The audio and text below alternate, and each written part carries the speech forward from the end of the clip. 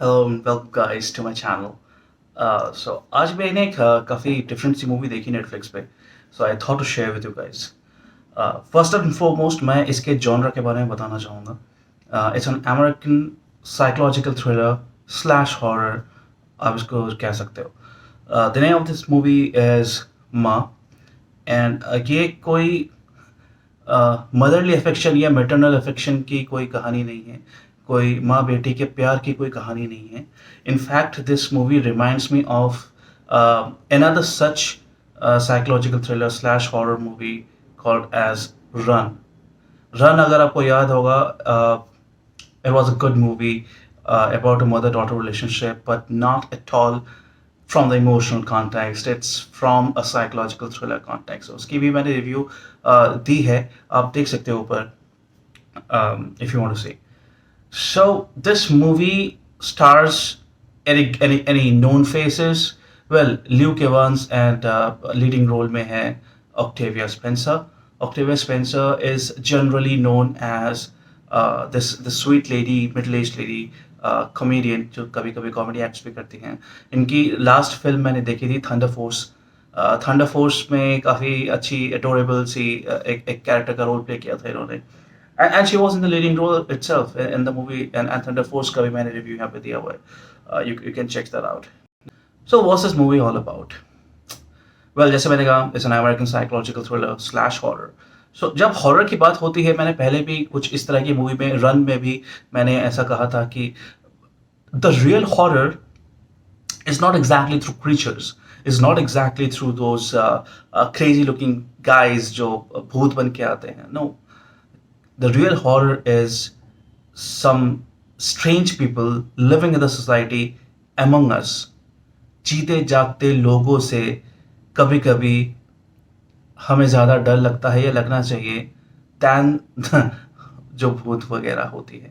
Because very frankly speaking, we don't know both exist or not, but yeah, whatever your mindset or ideology is about the ghost or the spirit world, what I'm talking about is there is a yes and no factor in that, but it's a definitely yes for a human being who lives among us, who has this obsession or OCD or some other psychological issues, I guess. Although OCD हमेशा issues नहीं होते, but whenever any such issues, any such habit एक level cross कर जाती है, एक threshold cross कर जाती है, it becomes an obsession, becomes uh, really bad for not just you but people around you. You tend to become harmful for others. Yeah. So Octavia Spencer is a middle-aged lady जो एक तरह से देखा जाए तो अकेली रहती है, और वो कुछ मतलब वेटरनरी क्लिनिक में काम करती है, और वो पार्टी वार्टी नहीं करती, कोई दोस्त नहीं है उनके, but she tends to become friends with this group of teenagers, high school students. और जब वो स्टूडेंट्स उसके जब वो बच्चे as such high school students जब इनके दोस्त बन जाते हैं एक तरह से, और लाइक जो यंग किड्स होते हैं, teenagers, they need to crash somewhere, या they need to party somewhere, और they are not yet 18 and they can't booze, they can't drink, and they can't smoke, but ये सारी चीज़ें उन्हें करनी है। So एक kind of a safe spot, एक kind of hiding spot इनके घर को बना लिया जाता है। And she in fact invites, ये जो ऑक्टेविया स्पेंसर का कैरेक्टर है, इनका नाम है सुएन।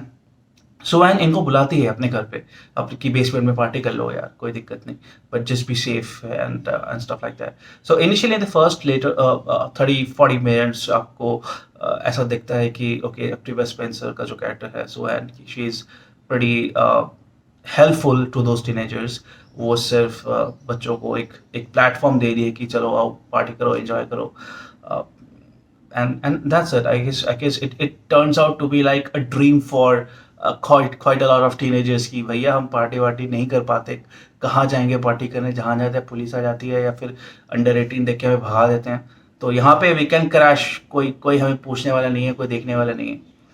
Now things turn around, obviously it's approximately 1.5 घंटे की मूवी है ये। So after half an hour, 30-40 minutes, 50 minutes के बाद आपको एक अंदाज़ा हो जाता है कि Octavia Spencer has some dark shades. और मैं स्पॉइलर नहीं दे रहा हूँ, आई मीन अगर आपने साइकोलॉजिकल थ्रिलर मूवीज़ देखी है, आपको पसंद है, एंड मैं आप ही के लिए ये मूवी के बारे में बात करूँ, बिकॉज़ अगर आपको साइकोलॉजिकल थ्रिलर टाइप की मूवी नहीं पसंद है, so definitely you will not give it a shot for this movie, and if you are interested in this movie, so I guess you have seen other such movies, and it won't be hard for you to predict कि there is something wrong with this lady, there's something wrong with Octavia Spencer's character Swan out here.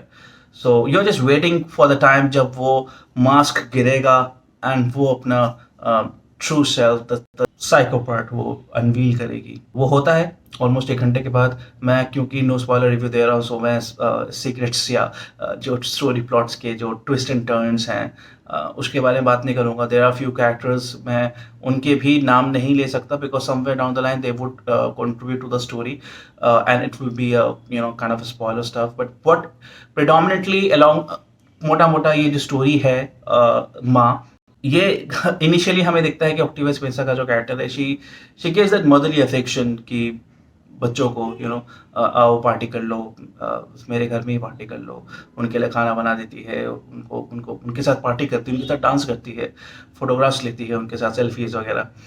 So kind of a good feeling आता है, एक feel good vibes आता है कि okay she कहीं पे भी हमें क्रैश करना हो, we can do the party at Ma's place, Swan's place. So that's how the story all begins, and ultimately, like you would have guessed, there's some dark shade about Swan. So dark shade क्या है? क्या वो इन बच्चों के लिए खतरा बनती है? बच्चों के लिए खतरा बनती है तो कौन इन्हें बचाता है? उनकी डार्क पास्ट क्या है? क्या वो चीज़ है जो स्वयं शायद छुपाना चाहती है बच्चों से, और उन्हें बच्चों से क्या चाहिए, उनके पास्ट में क्या हुआ था? कोई कैरेक्टर प्लॉट डेवलपमेंट का भी एक थोड़ा सा एंगल है, जहाँ पे सुवैन के बचपन से, उनके हाई स्कूल के टाइम से उनकी एक थोड़ी सी स्टोरी इन फ्लैशेस दिखाया जाता है, just to help you guys understand कि वो ऐसी क्यों है। With this I won't much reveal about the story part. I guess this much is enough. जो आपने शायद ट्रेलर देखे भी गेस कर लिया होगा, but there lots of such movies on Netflix जिनके बारे में काफ़ी लोगों को नहीं पता है। So I just thought that I'll let you guys know that hey, there's a movie called as Ma, and it's a psychological thriller slash horror, and which you want to look at out. Yeah, so it's not a masterpiece, but yeah, it's good. It's a decent watch. So कई बार हम मतलब audience में हम ऐसे लोग हैं जो kind of fucked up movies देखना पसंद करते हैं, some movies that are truly messed up, and they're messed up from here, they're messed up from the brain, from the mind, and वो उस तरह की मूवी है। यहाँ पे कोई as such कोई brutal violence as such तो नहीं है, but yeah, there are certain scenes which can be called as gore, जो वायलेंस के तरफ दिखा सकते हैं, and definitely I am sure अगर ये इंडिया के किसी फिल्म में होता तो सेंसर्ड कर देते, बट ये क्योंकि इंग्लिश मूवी है सो उतना सेंसर्ड नहीं हुआ है। बट या apart from those few scenes and those scenes where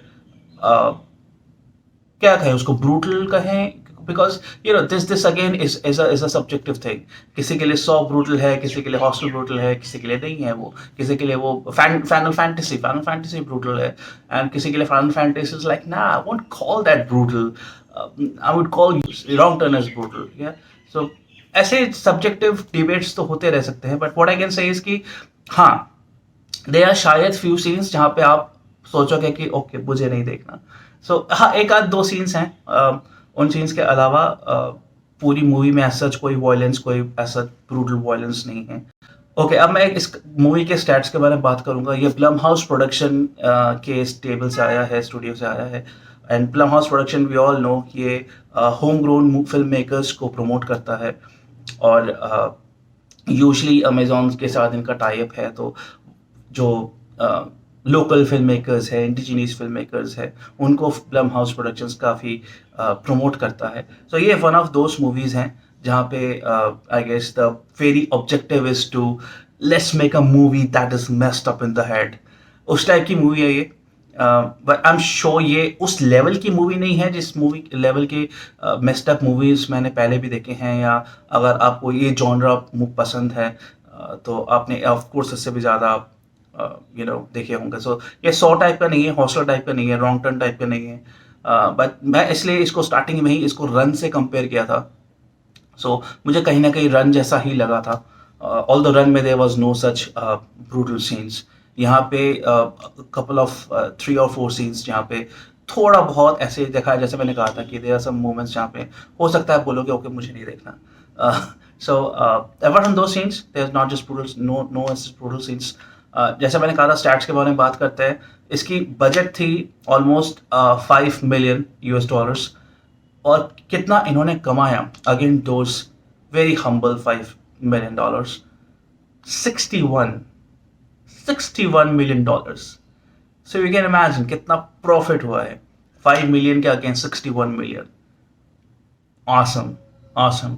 I still don't know किस तरह से ये मैनेज कर पाया, शायद डायरेक्ट टू वीडियो सेल करके या नेटफ्लिक्स पे ओटीटी प्लेटफॉर्म पे सेल करके इन्होंने इतना पैसा कमा लिया. But damn good. I mean कितने ही ऐसे अच्छे मूवीज हैं जो इतना टर्नओवर नहीं ला पाए, but this movie with a humble budget of 5 million got 61 million in return. Great. And not just that, एक अवार्ड सेरेमनी होती है, not just the Oscar and academy awards. जैसे इंडिया में भी बहुत सारे अवार्ड्स होते हैं, जी सिनेमा, स्टारडस्ट, फिल्म फेयर, इसी तरह से वहाँ पे भी बहुत सारे ऐसे अवार्ड्स हैं. एंड खासतौर से एक अवार्ड इस सेगमेंट में अवार्ड है Saturn awards. Saturn awards is predominantly known for psychological, American psychological thriller, fantasy, horror, इस तरह के जॉनरा के मूवीज को अवार्ड दिया जाता है सैटर्न अवार्ड से. सैटर्न अवार्ड्स 2019 में इस मूवी को, माँ को, बेस्ट थ्रिलर मूवी कहा गया था, और इसके जो लीडिंग रोल में है ऑक्टेविया स्पेंसर, उनको बेस्ट एक्ट्रेस दिया गया था. So we understand Octavia Spencer did a really nice job. And अगर आपको Octavia Spencer as such as a comedian पसंद है, so it will be really refreshing for you too, or a good change or a welcome change for you to look at Octavia Spencer doing such a role. It is villainy. It is a villainous role. Yeah. So a twisted mindset, a psychological thriller, and she is the central point of this movie. Ma, title role भी है, pivotal role भी है. So Octavia Spencer is the main reason you can watch Ma. उनकी acting amazing है. So but जो flaw की बात करूँ, there are certain aspects in the latter half specially जहाँ पे पेस थोड़ी सी मुझे ऑफ लगी. मुझे लगा कि ओके थोड़ा सा ड्रैग हो रहा है, थोड़ा सा बोर लग रहा है. इसकी जब पास्ट के कैरेक्टर डेवलपमेंट की बातें होती है तो मुझे ऐसा लगा कि शायद अगर और थोड़ा सा इन्वेस्ट किया जाता उसके साइकोलॉजिकल टेंडेंसीज को दिखाने में, किस तरह से वो डेवलप हुई नहीं हुई, वो शायद हेल्पफुल होता. पेस को थोड़ा सा और फास्ट रखते थे to make it more thrilling. I mean that's my perspective, that's my opinion. But yeah, if you are fond of American psychological thriller and horror, आपको रन मूवी जरूर देखनी चाहिए, और आपको ये मूवी माँ डिसअपॉइंट नहीं करेगी. Like I said, it's not a masterpiece, आपने इससे भी अच्छी मूवीज देखी होगी, but definitely it's a good watch. अगर आपको 1-2 घंटे कुछ करने को नहीं है, you can definitely give it a watch. I'm gonna give it a 3-star rating, and definitely watch it for Octavia Spencer's acting. With this, I'm gonna close this review. Don't leave without liking and subscribing my channel. Press the bell icon so that मैं जब भी कोई video upload करूंगा, you will get to know. With this, take care. God bless. Adios.